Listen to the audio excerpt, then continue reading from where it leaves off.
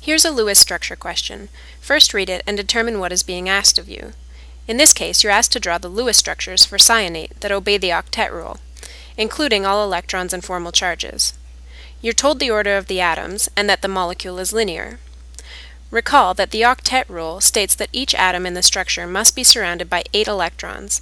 That includes shared electrons. Start with a plan.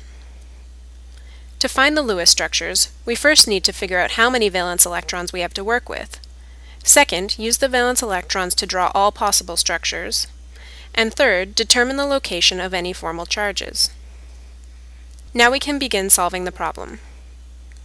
The cyanate ion has 1 oxygen with 6 electrons, 1 carbon with 4 electrons, and 1 nitrogen with 5 electrons.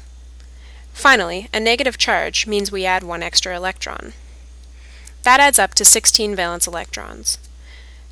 To draw the structures, start by connecting the nitrogen and oxygen atoms to the central carbon atom using 2 single bonds.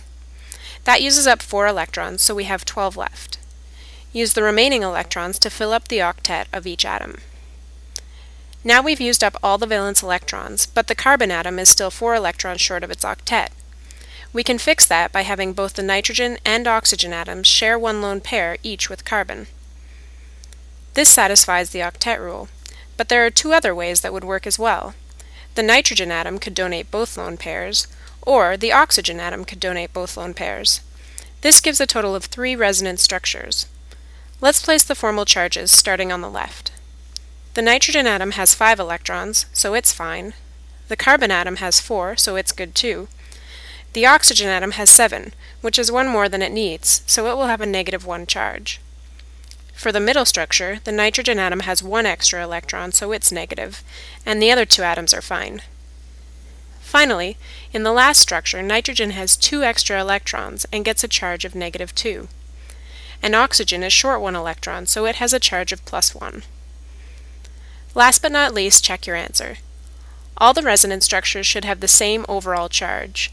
The left and center structures both have an overall charge of -1, and if you add the charges together on the right-hand structure, they add up to -1 as well. So that's good.